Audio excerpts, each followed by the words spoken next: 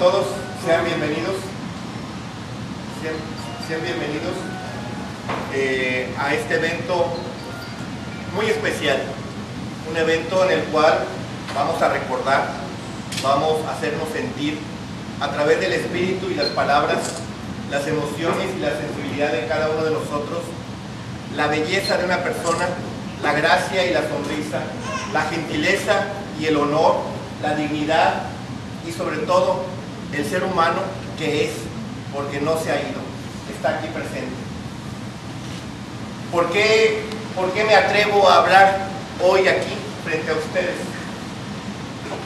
Una sencilla razón: la tía Yolanda es primeramente un familiar mío. Hace 25 años me uní a la familia Ang, 25 años, y la familia Ang, su nombre en chino es Ang Sujo. La familia de la tía Yolanda es Ang Men Chio, y la familia del señor Juan Ampacún es Ampacún. Entonces nos une lazos familiares de hace más de miles de años, porque nuestros abuelos o los papás de nuestros familiares, en el caso mío personal, mi suegro, primo hermano del tío Juan Ampacún y de la tía Yolanda. Entonces, primeramente tuve relación con mi suegro, y que me platicó la historia de la familia. Luego, en una piñata de los Chío, de Juan Chío y de Tere Chío Amador, me presentó mi suegro a la tía Yolanda. Mira, te voy a presentar a tu tía. Entonces, a mí siempre me ha unido la familiaridad con todo mundo. Y en este caso, pasaron 25, 26 años de que conocí a la tía Yolanda, al tío Juan Ampacún, y fuimos desarrollando esta amistad. A nosotros, en lo personal, nos duele mucho su partida, porque el liderazgo que tuvo y que tiene bajo la comunidad china fue bastante loable. La migración china en México, pues llegaron chinos desde la Nao de China, de las Filipinas, Acapulco. El 26 de junio de 1567 llegaría la primera Nao de China a Acapulco. Y esa Nao de China que llegó al fuerte de San Diego en Acapulco, traería a una china con un vestido de lentejuela y pasaría por la ciudad de Puebla, de Los Ángeles, y se le llamaría la China Poblana. Ese es uno de los primeros recuerdos, documentos que se tiene de una migración china a México, o lo que era antiguamente la Nueva España. De ahí la porcelana, la tela, el papel, la imprenta, la pólvora, la seda y una gran cantidad de especies como la canela que traían. Y toda esa especie llegó a la Nueva España. Había comercios chinos en el virreinato, en los portales de mercaderes frente al Palacio Nacional, y a un costado de la Iglesia Catedral Metropolitana había un portal de chinos, donde ya se vendían los famosos bisquetes. Los bisquetes de chinos y su panadería, sus pasteles, se hicieron muy famosos en el virreinato. Tanto así que la historia nos cuenta que en la época insurgente los chinos hacían pólvora. No fue hasta el siglo XIX que, durante la época de las primeras migraciones, llegarían alemanes, estadounidenses, ingleses, franceses, polacos, checoslovacos. Y los primeros barcos de chinos llegarían a Manzanillo, Colima, el puerto de San Blas, Cabo San Lucas y sobre todo todavía San Francisco, en la propiedad de México. San Francisco, California, tendría una gran aceptación de colonias chinas en América. Se cuenta que el primer chino llegado a San Francisco llegó hacia 1832 y establecería un comercio de seda e importación.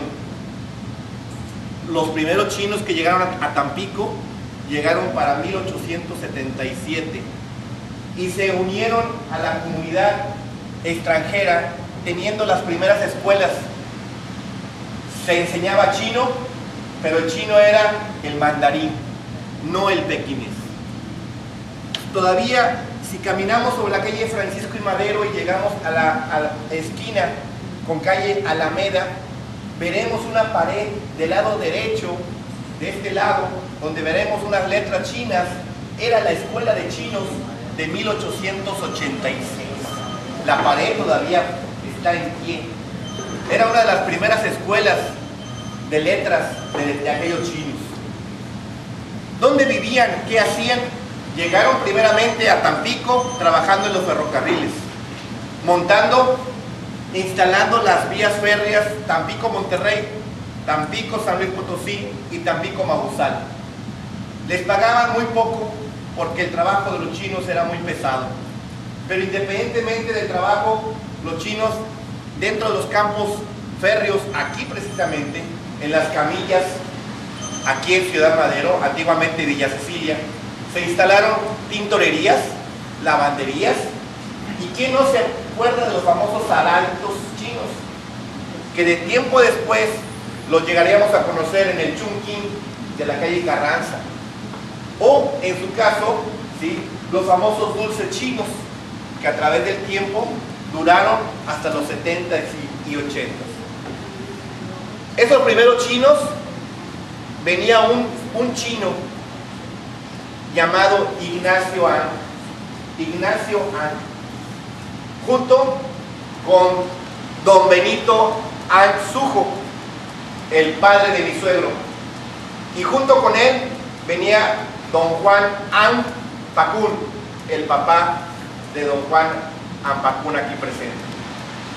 Ellos tres llegaron, y entonces cuando se bajaron del barco y llegó a la mesa de migración y le pregunta al agente de migración: señor, ¿cómo se llama? Le preguntan al padre de mi suegro: Win Choi An Suho. Win Choi An Suho.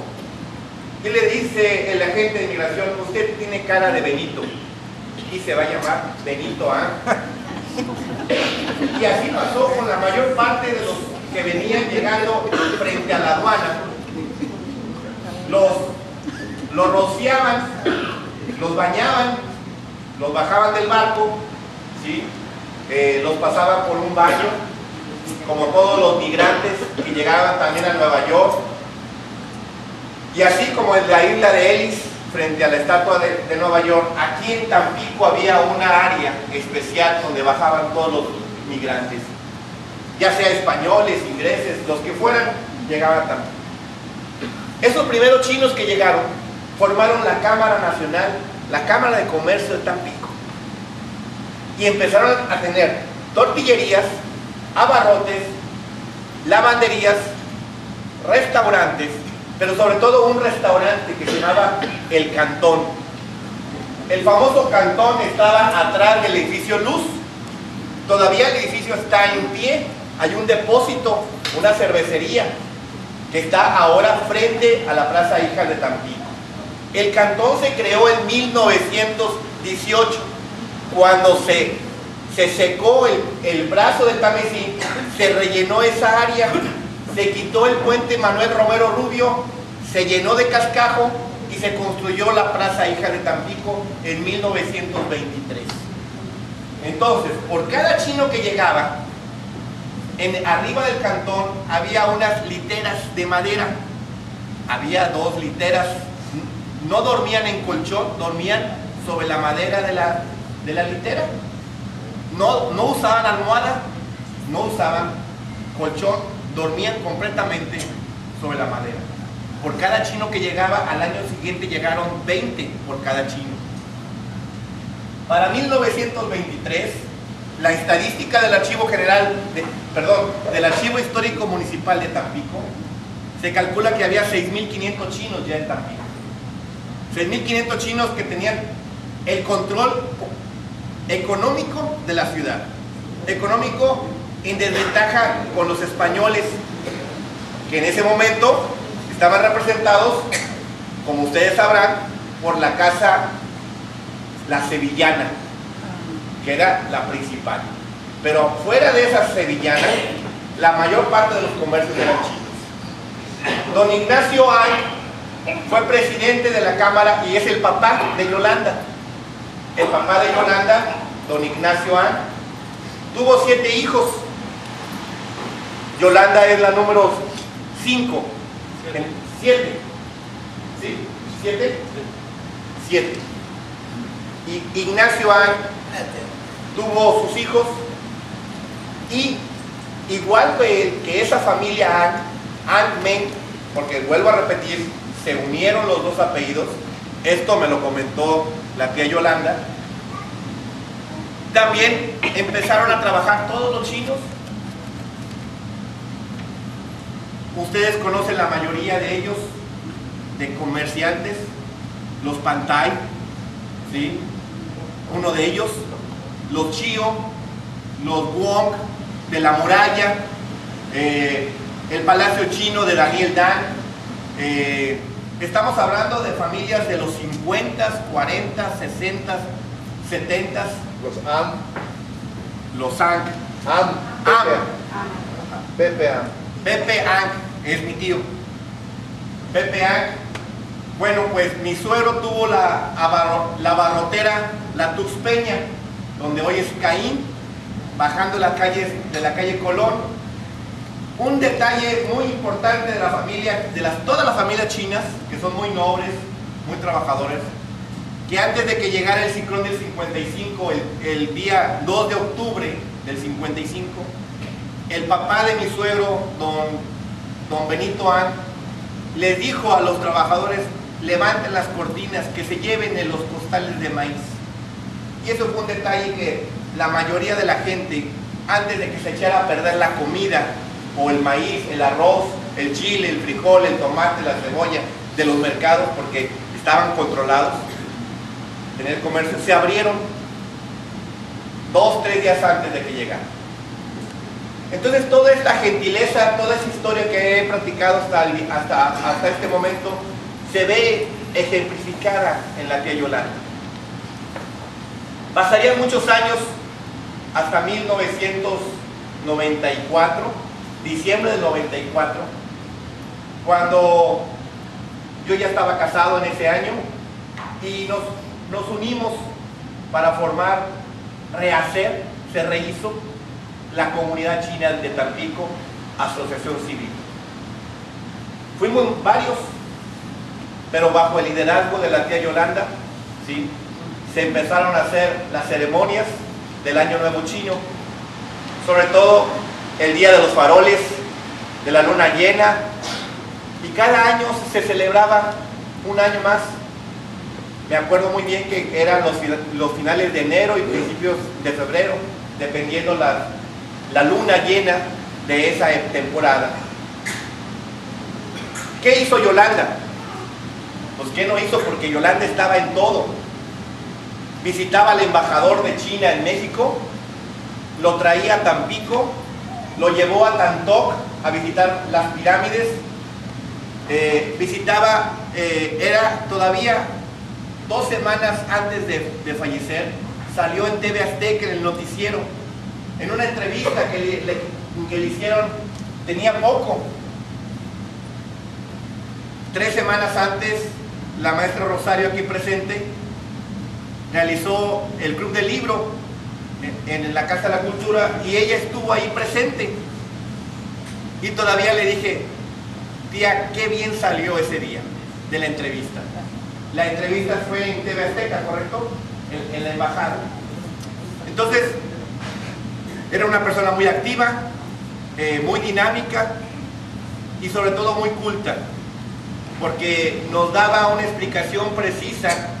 Ella fue varias veces a China, ella fue en el primer viaje y en varios más, y llevó el primer grupo, el primer contingente tan pequeño, junto con José Su, el del Pekín, y así, a través de ese movimiento, a través de eso, la comunidad china continuó.